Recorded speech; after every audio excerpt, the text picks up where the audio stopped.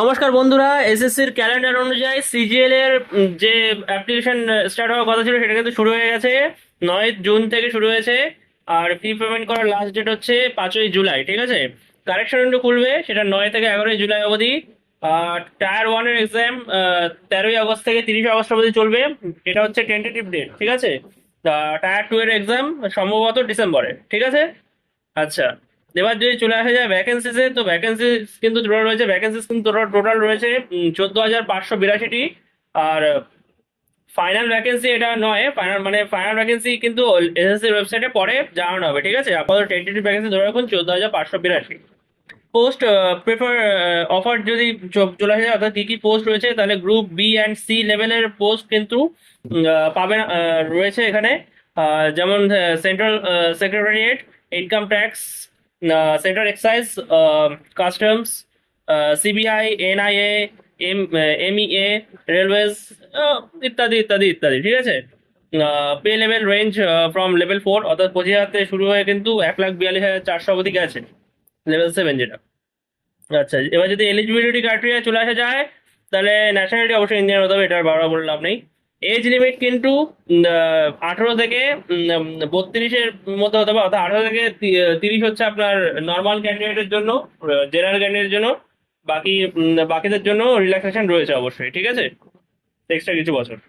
আচ্ছা, আর educational qualification হচ্ছে minimum হচ্ছে ব্যাচেলার্স ডিগ্রি থাকতে হবে, মিনিমাম কোয়ালিফিকেশন। ঠিক আছে।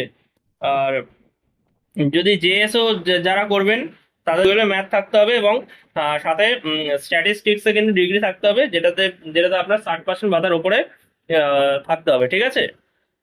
আচ্ছা, আর যদি যারা এসআই করবে, অর্থাৎ এনআইএ বা সিবিআই, তাদের জন্য কিন্তু স্ট্যাট স্পেসিফিক পোস্ট রয়েছে। সেগুলোর জন্য স্পেসিফিক কোয়ালিফিকেশনস রয়েছে, সেগুলো থাকতে হবে। আপনারা চেক করুন ফর্মটা ভালোভাবে, তাহলে বুঝে ফর্মটা, সরি বলছি, নোটিফিকেশনটা একটু ভালোভাবে চেক করুন। নোটিফিকেশন কিন্তু আমাদের টেলিগ্রাম আর ফেসবুক দু জায়গাতে আপলোড করা আছে, এবার নোটিফিকেশন ভালোভাবে দেখে নেবেন ফার্দার ইনকোয়ারির জন্য। ঠিক আছে, আর কিছু বুঝতে না পারলে আপনারা কমেন্ট করুন, আমরা চেষ্টা করবো আপনার ডাউট সলভ করার।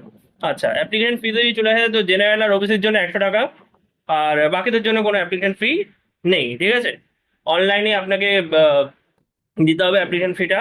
আর এই ক্ষেত্রে বলে কি, অ্যাপ্লিকেশনটা আপনারা যদি ওয়েবসাইটে না করে এসএসসির অ্যাপে গিয়ে করেন, সেটা কিন্তু খুব ভালো হয়। মানে এসএসসি আপনাকে অ্যাপে যেতে বলবে আলটিমেটলি, তো বেকার ওয়েবসাইট থেকে শুরু না করে আমি বলবো আপনারা অ্যাপ থেকে শুরু করে, অ্যাপটা যথেষ্ট কনভেনিয়েন্ট, ভালো, এবং খুব তাড়াতাড়ি হয়েও যাবে জিনিসটা। তো আপনারা সবাই, আমি রিকমেন্ড করবো আপনাদেরকে যে আপনারা অ্যাপটা কিন্তু ইউজ করুন এসএসসি। ঠিক আছে, আর এমনিতেও ওয়েবসাইট থেকে আপনাকে আলটিমেটলি অ্যাপে আসতেই হবে। ঠিক আছে। আচ্ছা, আর যদি আদার্স পয়েন্ট গুলো বলা যায়, তাহলে ওয়ান টাইম রেজিস্ট্রেশন একটা, হ্যাঁ ওটি যেটা ওয়ান টাইম রেজিস্ট্রেশন আধার লিঙ্কের জন্য, সেটা কিন্তু ম্যান্ডেটরি, সেটা অবশ্যই করিয়ে নেবেন। ঠিক আছে। আর ভেতরে একটা আধার লিঙ্ক উইথ ফেস থাকবে, তো সেটা আপনারা যখন ফর্ম ফিল আপ করবেন একটা পেজ আসবে, সেখানে দেখতে পাবেন আধার বেসড অথেন্টিকেশন, ওটাই বললাম আর কি। Scribe assistance and compensatory time for PWD, এগুলো থাকে, এগুলো আপনারা যারা এই ক্যাটাগরিতে পড়েন তারা অলরেডি জানেন। ঠিক আছে। ফিজিক্যাল অ্যান্ড মেডিকেল স্ট্যান্ডার্ডস, যেগুলো ফিজিক্যাল মেডিকেল স্ট্যান্ডার্ডস যা আছে যেই পোস্টের, সেটা মেনটেন করতে হবে। আহ, আজকের মতো এইটুকুই, আবার পরে দেখা হবে। ঠিক আছে, ধন্যবাদ।